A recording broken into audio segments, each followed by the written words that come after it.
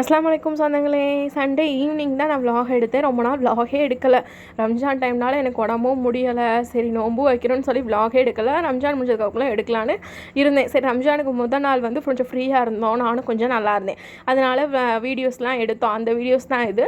பூ கோர்த்துக்கிட்டு இருந்தேன் ரம்ஜானுக்கு முதல் நாள். நான் கோர்த்த பூ வாங்கிட்டு வாங்கன்னு சொன்னேன். ஆனால் என் மாமியாக கொஞ்சம் கோர்க்காத பூவாக வாங்கிட்டு வந்திருந்தாங்க. மல்லிகைப்பூ கோருங்க கொஞ்சம் நல்லாயிருக்கும் வைக்கண்டாங்க. ஆனால் நான் திட்டிக்கிட்டே தான் இருந்தேன்.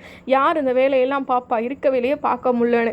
எப்படியோ திட்டினாலும் வாங்கிட்டோன்னு சொல்லி கட்டி தானே ஆகணும். கட்டி முடிச்சிட்டேன்.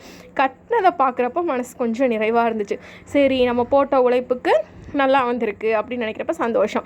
அப்புறம் என்ன பண்ணோன்னா கோன் வச்சு விட்டேன் என் நாத்தனாருக்கு. நான் கொஞ்சம் ஃப்ரீயாக இருக்கப்பே அவளுக்கு வச்சான் தான், இல்லைன்னா டைமே இருக்காது. நிலவுக்கு என்மேல் என்னடி கோவம் படம் பார்த்துட்டே கோன் வச்சு விட்டுட்டேன். அதுக்கப்புறம் அவன் நானே மருதாணி வச்சுக்கிறேன்னு சொன்னான். எனக்கு ரொம்ப நாள் அது இந்த படம் பார்க்கணும். சரி நோம்பு முடிஞ்சு இந்த படம் பார்க்கலான்னு போட்டு ஒரு 2 hours ஸ்பெண்ட் பண்ணி இந்த படம் பார்த்துட்டு அவளுக்கு கோன் போட்டு முடிச்சிட்டேன். அவளும் மருதாணியை விட்டு அவள் வேலையை ஓரளவு முடிச்சுக்கிட்டான்.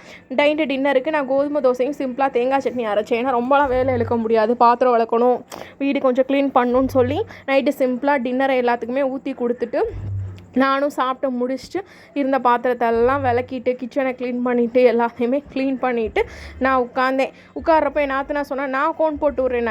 நான் வேணான்னே. இல்லை நான் உங்களை வச்சு ட்ரை பண்ணுவேன்னு சொல்லி ட்ரை பண்ணா. சரி என்னமோ பண்ணி தொலை அப்படின்னு சொல்லி கையை கொடுத்து அவள் கோன் போட்டு விட்டா. அப்புறம் தூங்கிட்டோம்.